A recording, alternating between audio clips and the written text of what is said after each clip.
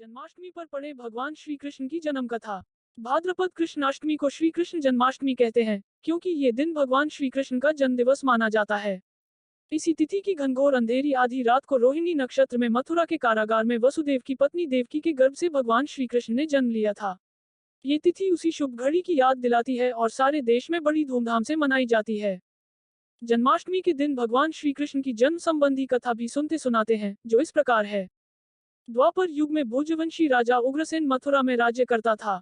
उसके आताई पुत्र कंस ने उसे गद्दी से उतार दिया और स्वयं मथुरा का राजा बन बैठा। कंस की एक बहन देवकी थी, जिसका विवाह वसुदेव नामक यदुवंशी सरदार से हुआ था।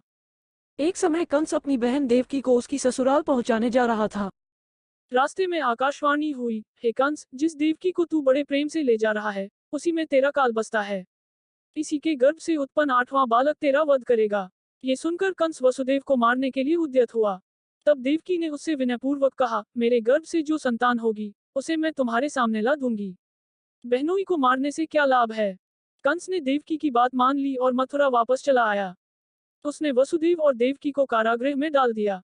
वसुदेव देवकी के एक एक करके 7 बच्चे हुए और 7 को जन्म लेते ही कंस ने मार डाला। अब 8वां बच्चा होने वाला था। कारागार में उन पर कड़े पहरे बैठा दिए गए।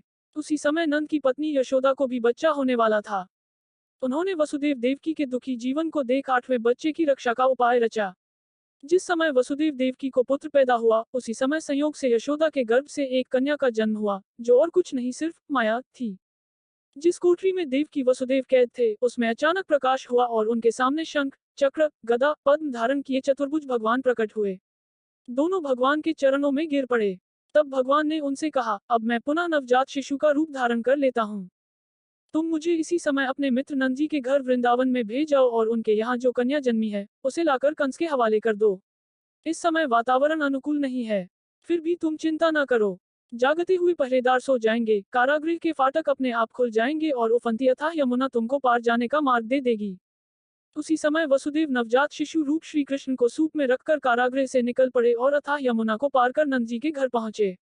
वहां उन्होंने नवजात शिशु को यशोदा के साथ सुला दिया और कन्या को लेकर मथुरा आ गए। कारागृह के फाटक पूर्ववत बंद हो गए। अब कंस को सूचना मिली कि वसुदेव देवकी को बच्चा पैदा हुआ है। उसने बंदीगृह में जाकर देवकी के हाथ से नवजात कन्या को छीनकर पृथ्वी पर पटक देना चाहा, परंतु वह कन्या आकाश में उड़ गई और वहां से कहा, अरे मूर्ख, मुझे मारने से क्या होगा। तुझे मारने वाला तो वृंदावन में जा पहुंचा है। वह जल्द ही तुझे तेरे पापों का दंड देगा। ये है